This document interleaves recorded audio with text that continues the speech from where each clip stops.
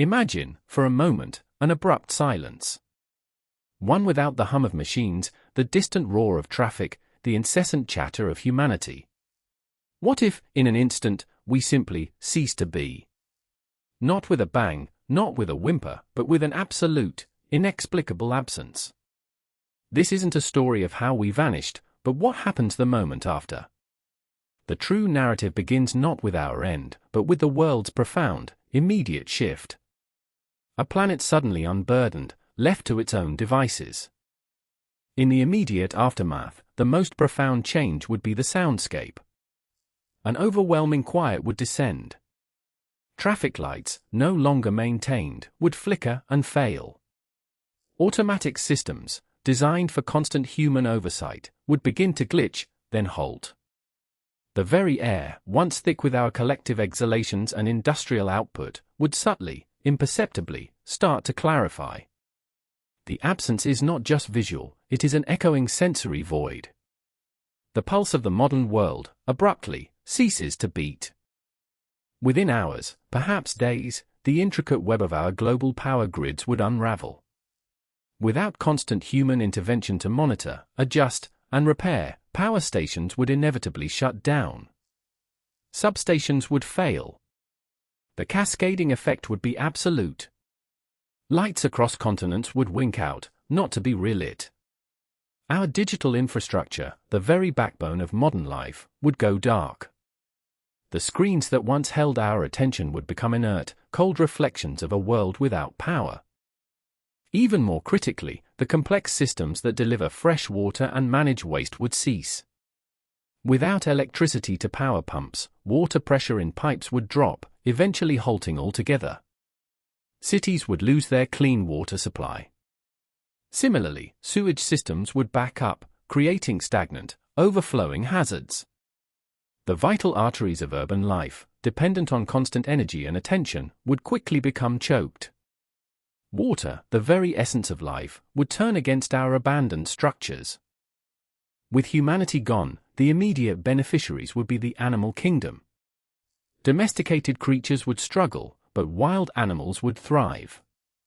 Within weeks, deer, coyotes, foxes, and raccoons would grow bolder, venturing into deserted streets and parks. Birdsong, once drowned out by urban din, would become the dominant melody. Predatory animals would follow, drawn by the easy prey of abandoned livestock.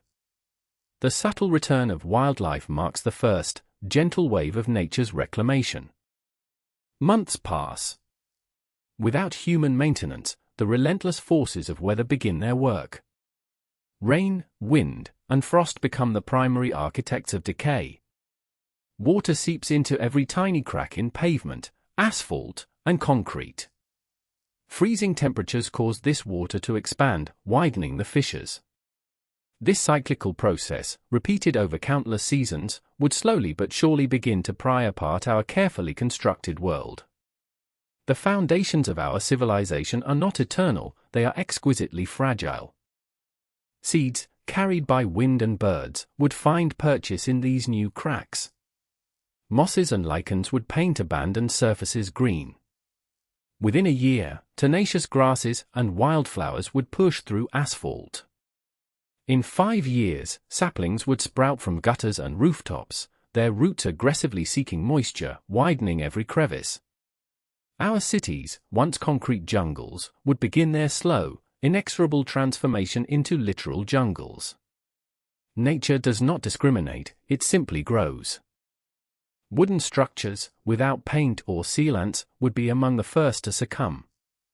Exposed to rain, sun, and insects, timber would rot and warp. Within a few decades, wooden houses would begin to collapse, their roofs caving in, walls crumbling.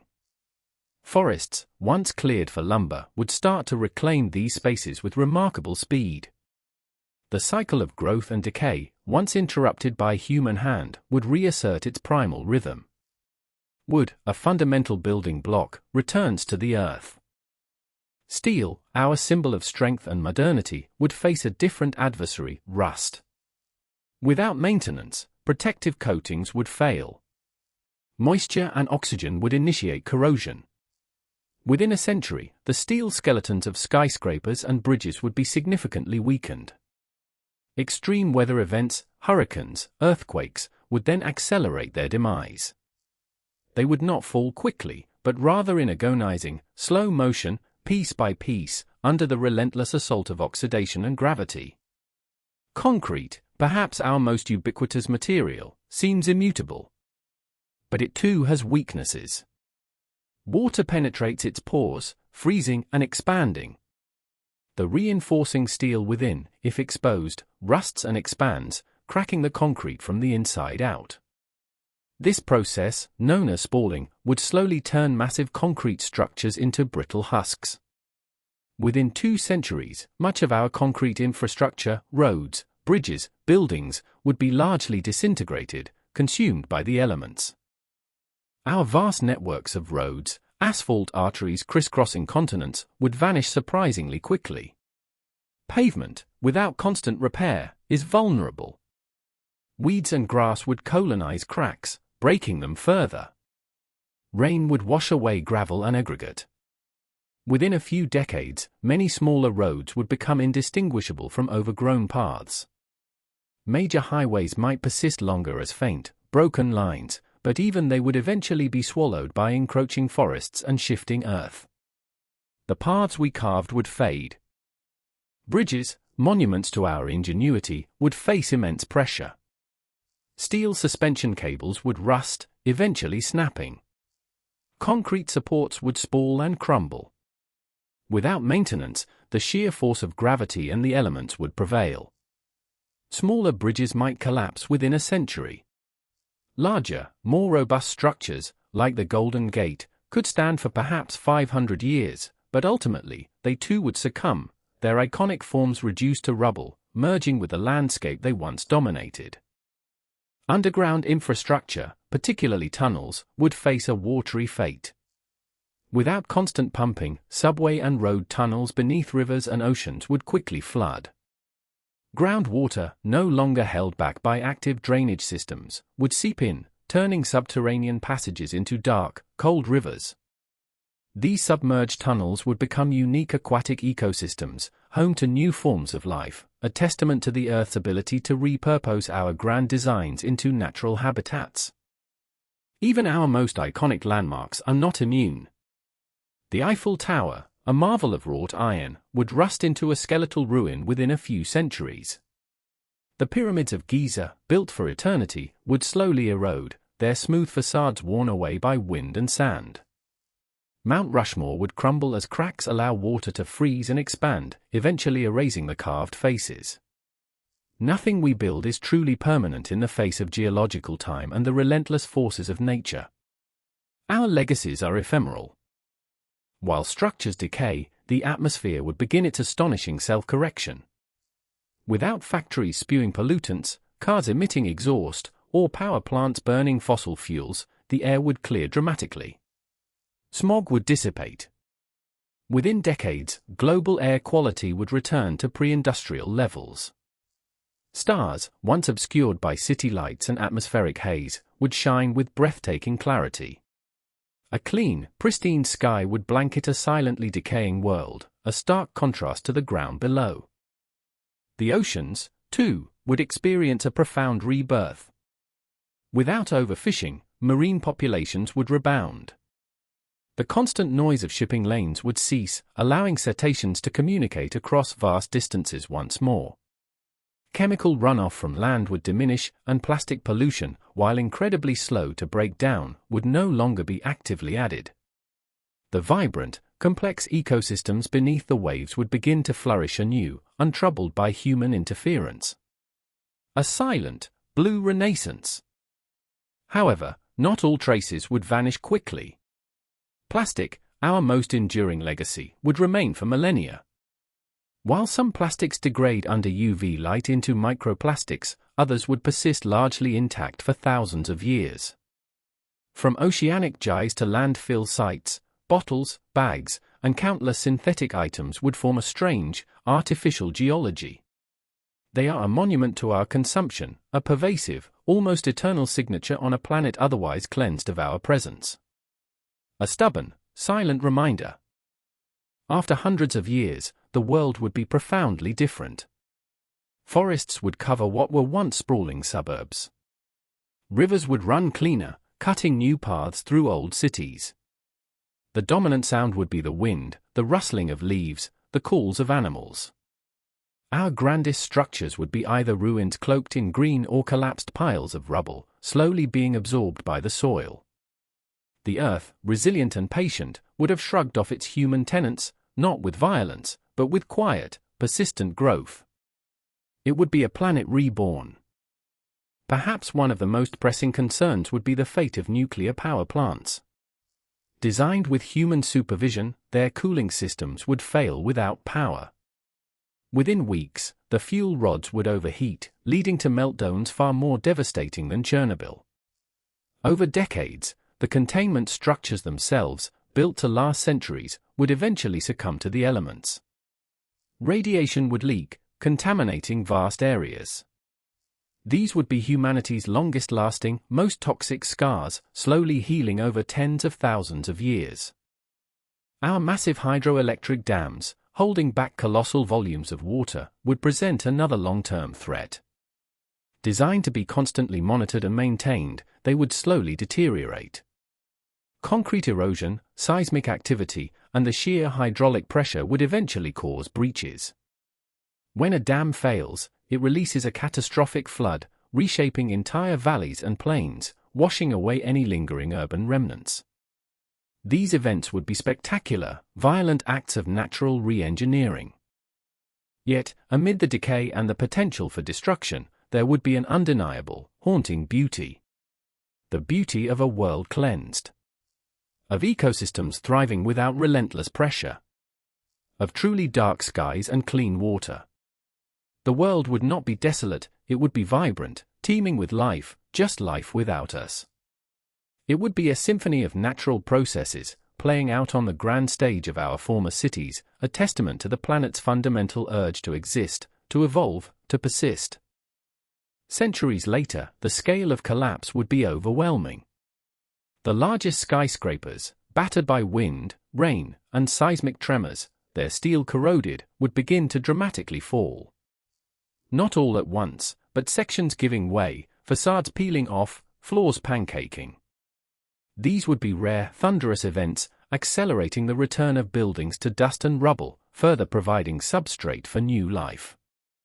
The very pinnacles of human ambition would be reduced to mere geological formations, slowly being eroded. Our digital archives, the vast repository of human knowledge and culture, would be lost almost instantly with the power grid's failure. Physical records, books, and documents would face a slower, but equally inevitable demise. Mold, insects, and humidity would consume paper. Films and magnetic tapes would degrade. Over centuries, libraries would become vast, silent mausoleums of crumbling artifacts, their stories fading with their physical forms. The narrative of humanity would become largely unreadable. The fate of domesticated animals would be tragic. Pets, reliant on human care, would perish from starvation or predation. Livestock, confined and dependent, would suffer immensely. Some, like feral cats and dogs, might revert to wild behaviors and form packs, but their numbers would quickly dwindle without human protection. Only the most adaptable, those with inherent wild instincts, would survive, eventually rejoining the natural order. A harsh culling, restoring an ancient balance. Even ancient stone structures, which have stood for millennia, would continue their slow decay.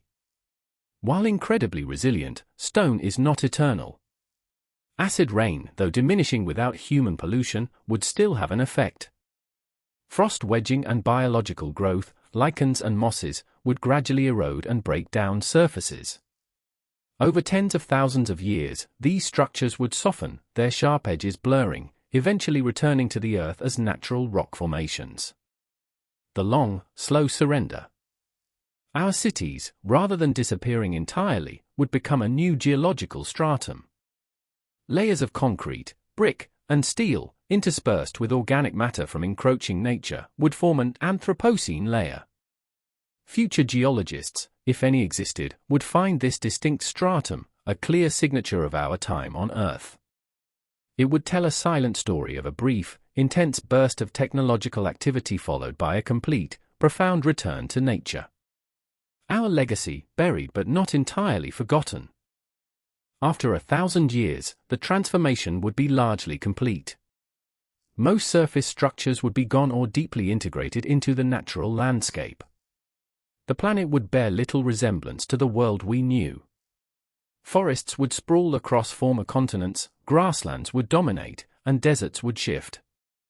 Our colossal works would be dust, absorbed, transformed. The Earth would have moved on, indifferent to the brief, vibrant chapter of humanity. An era truly ended, replaced by an ancient future. The most pervasive, enduring change would be the silence. Not just the absence of human noise, but the quiet of a planet in ecological balance. The rustling of leaves, the babbling of brooks, the calls of wild creatures, these would be the dominant sounds. A silence so profound, so ancient, that it would echo through the vast, empty spaces we once filled. It is in this silence that the true essence of a world without us would be found, a deep, unyielding peace, born of absence. What would truly remain? Certain deep geological repositories might survive, containing nuclear waste or time capsules, buried far beneath the surface. Sculptures made of robust materials like bronze or certain alloys, if protected from aggressive weathering, might persist as strange, alien relics. Anything fired to high temperatures, like ceramics or glass, would endure for immense durations, becoming scattered, colorful fragments in the future soil. These would be the enduring, if cryptic, clues of our existence. Deep in seed banks, designed for long-term survival, billions of genetic codes for plants would remain viable for centuries, perhaps millennia. Though their purpose would be moot, these repositories represent a tiny, frozen echo of our ambition to preserve life. They are a testament to our foresight, now meaningless in a world that needs no human intervention to flourish. Nature's own seed dispersal, however, would far outpace any human-stored collection.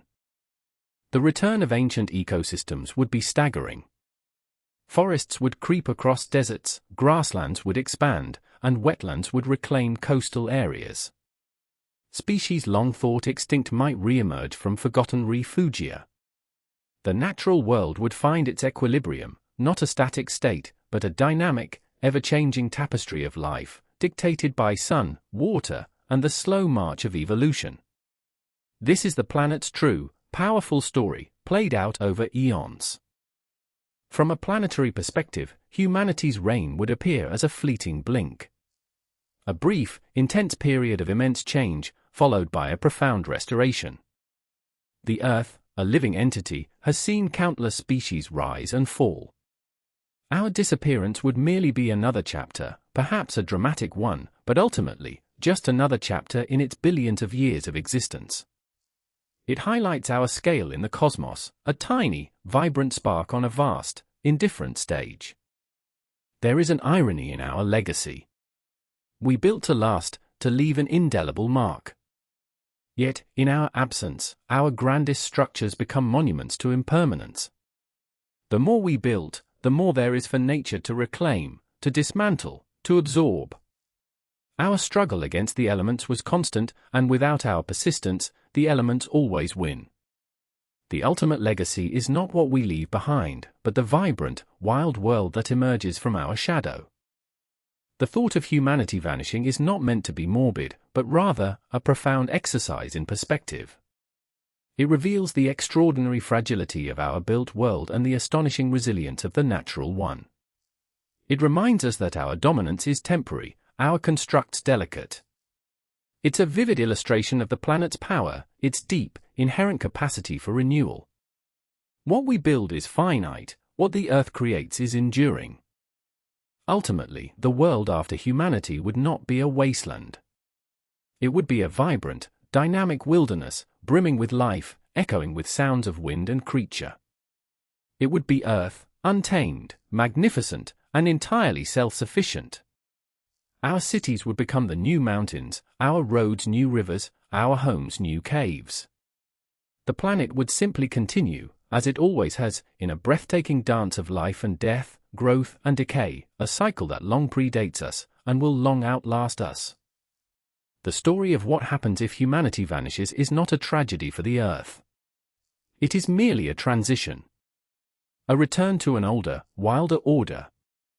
It is a powerful reminder that while we shape the surface, the planet's underlying forces are far more immense, far more patient. Our existence, though impactful, is not integral to the Earth's continuance. The Earth endures, always. This understanding grants us a sober appreciation for our place, and the true, unfathomable power of the world we inhabit.